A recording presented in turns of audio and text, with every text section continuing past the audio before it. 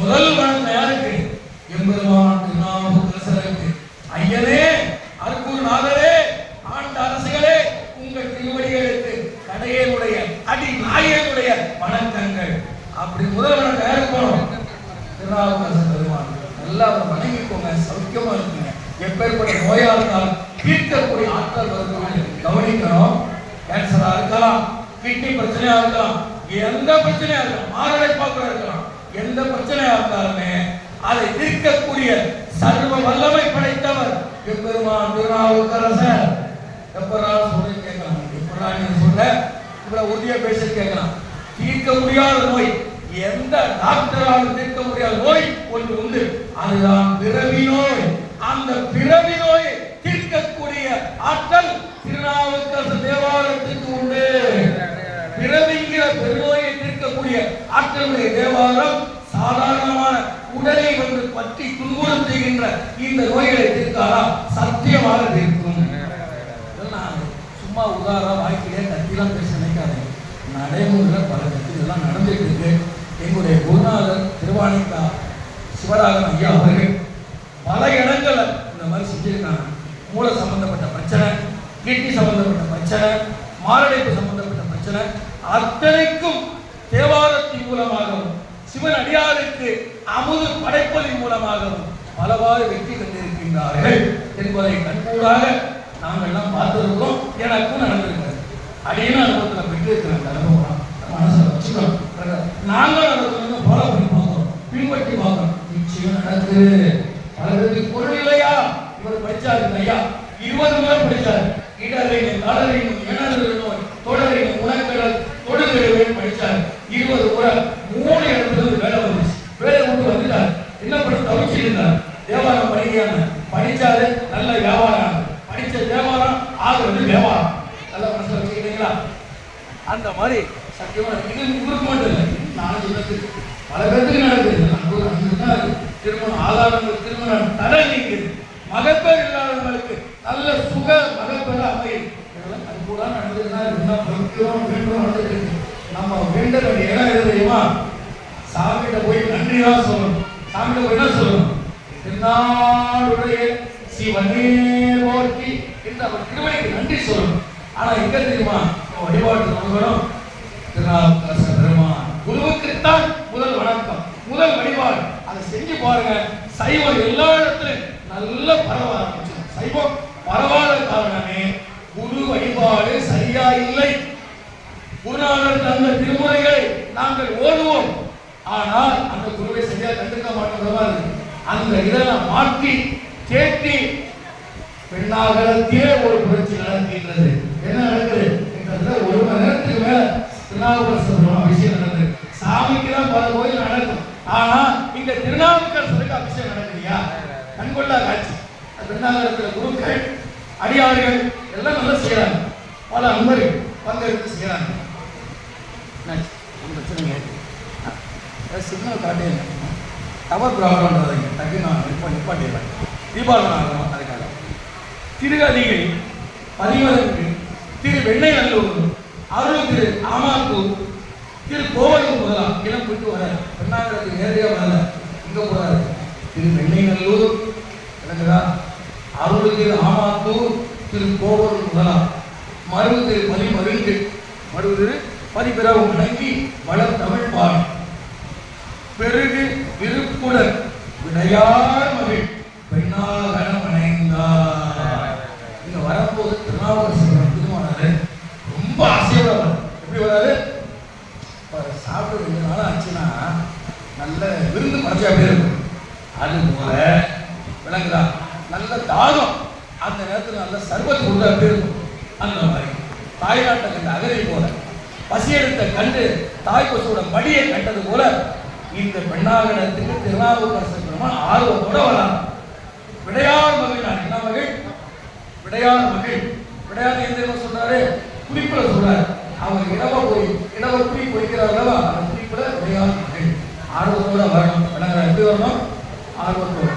அடுத்த கவனிங்க. கார்வளரும் ஆழங்கள் கலந்தவரை மொழி வளர்க்கும் மூல செய்தி யாரும் பெரும்பாலும் கேட்கறது இல்லை, சரியா அதை ரசிக்கிறதும் இல்லை. நாங்கள் கவனிக்கிற பெருமக்களே, எல்லாரும் கவனிக்கிறீங்களா?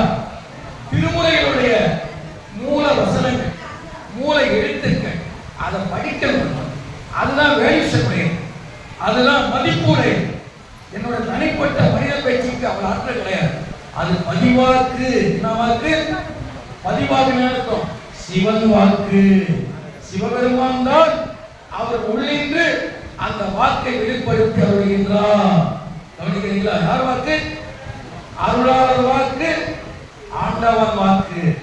ஆண்டவன் வாக்கு, அருளாளர் வாக்கு. அது மறக்கக்கூடாது. இப்ப வாக்கு போட்டிருப்பீங்க எல்லாருமே.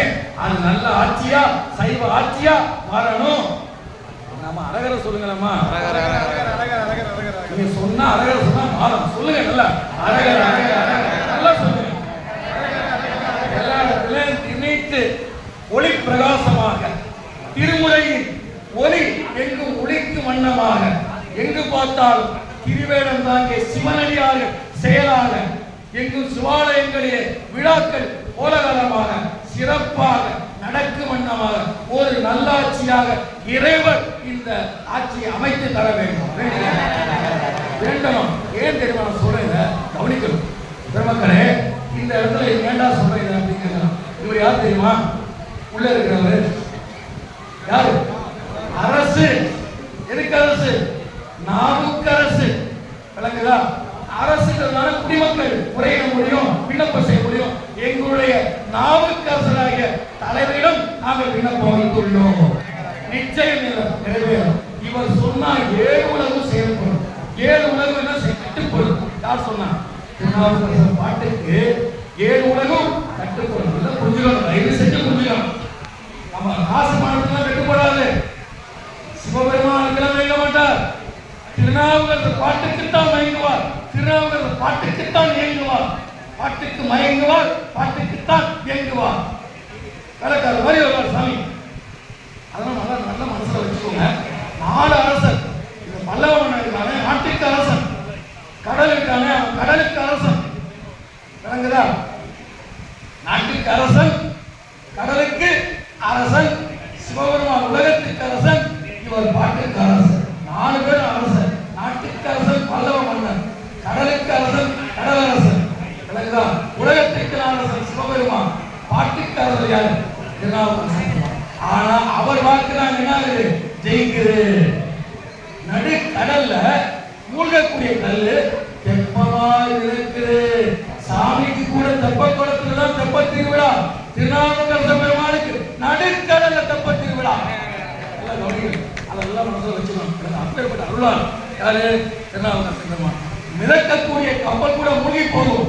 ஆனா மூழ்கக்கூடிய கருங்கள் தெப்பமாக முத்து பல்லக்கு போல மிதந்து கரையேறி விட்ட குப்பத்துக்கு வருது. விளங்குதா?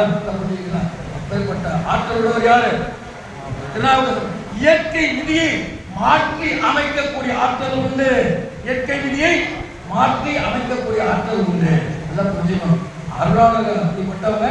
நம்ம ஒண்ணுமே தெரியாது கூட எம்பெருமான் திருநாவுக்கரசர், எம்பெருமான் திருநாவுக்கரசர் ஏதோ திருநாமத்தை சொல்லிட்டாலே போதும்.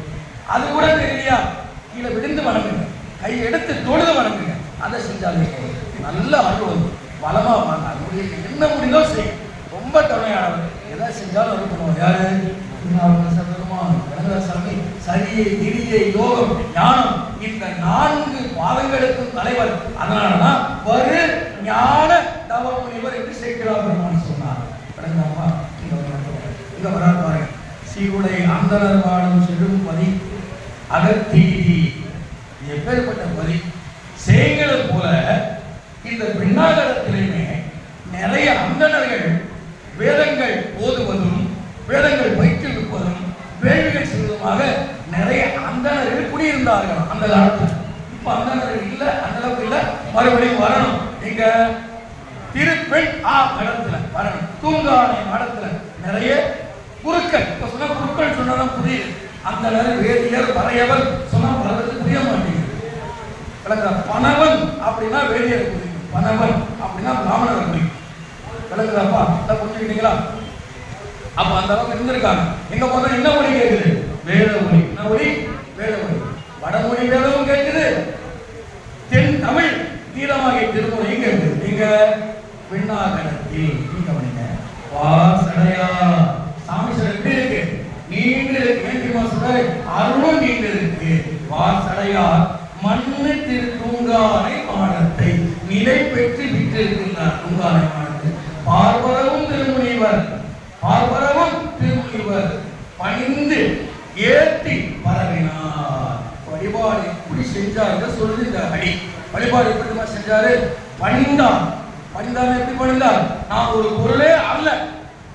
எல்லாம் நீதான். அப்பனி அம்மைனி ஐயனுனி என்று எல்லாம் நீ நீ நான் ஒரு பொருளே என்று பணிந்தார். வாக்கினால போற்றினார் புகழ்ந்தார். வாக்கினாலே போற்றினார் புகழ்ந்தார். வாழ்த்தினார் ஏற்றினார். விளங்குதாரியா? அதை செய்கிறார். பரவுதல் இடைவிடாது பெருமாளுடைய கருணை நினைந்து நினைந்து உருகுதல். பரவுதல் என்ன அர்த்தம்? இடைவிடாது பெருமாளுடைய பெருங்கருணையை நினைந்து நினைந்து உருகுதல். இத்தனை பேருக்கு உட்கார வச்சிருக்காரு. எவ்வளோ பேர் டிவி பார்த்துட்டு இருப்பான், நேரம் நாடகம் பார்த்துட்டு இருப்பான். சிட்டுக்குருவின்னு ஏதோ நாடகம் புதுசாக போட்டுருக்காங்க. அந்த நாடகத்தை பார்த்துட்டு இருக்காங்க. யோசிக்கிறீங்களா? சிட்டுக்குருவின்னு அதான் போடலை, நானும் அதை எடுத்து விடலாம். எல்லாம் நாடகம் பார்த்துருக்கோம் பல பேர். ஆனால் அத்தனை பேருமே நீங்க திருநாவுக்கரசர் சென்றவர்கள் பார்த்து வந்திருக்கீங்க. சௌக்கியமா இருக்கணும், சௌக்கியமா இருக்கணும், சௌக்கியமா இருக்கணும். வாழ்த்தணும், வாய்ப்பு இருக்கும் தான் வாழ்த்தணும். நல்லா சௌக்கியமா இருக்கும் வந்து அத்தனை பேருமே. இனி பார்வரம் திருமுனிவர் பணிந்தியத்தி பரவினார். 4 விதமா முனிவர் சொன்னார் என்று சொல்லிட்டேன். கவனிங்க. ஞான தவமுனிவர், திருமுனிவர், பெருமுனிவர், பரமுனிவர். முனிவர் எப்படி சொல்றார்? ஞான நவமுனிவர், திருமுனிவர், பெருமுனிவர், பரமுனிவர் என்று 4 விதமாக முனிவர் முன்னாடி அடை உணர்த்தி சொல்றார். ஒவ்வொன்றும் ஒரு அர்த்தம் இருக்கு. அது கூட நம்ம போவேன்னா அடுத்த போயிடும் பாட்டு. ஊருக்கு வந்துட்டார். எங்க வந்துட்டார்? பெண்ணாகரத்துக்கு. இப்பொழுது பெண்ணாகரத்திலே பெருமை பெருமை திகழும் பெண்ணாகரத்தில் பெருந்தகையார் திருநாவுக்கரசர் சுவாமிகள் எழுந்தருளி திரு மஞ்சனமாகிய அபிஷேகத்தை ஏற்றுக்கொண்டு அலங்காரத்திலே இப்போ இருக்கின்றார். இன்னும் சற்று நேரத்திலே ஆராதனை நிகழ உள்ளது. அரகர அரகர அரகர அரகர அதையெல்லாம் நாம் கண்டு சேவிக்க போகிறோம். புண்ணியத்தை சேவிக்க போகிறோம். கண்டு சேவிக்க போகிறோம். புண்ணியத்தை சேவிக்க போகிறோம். அப்பா எல்லாத்துக்குமா? அப்பா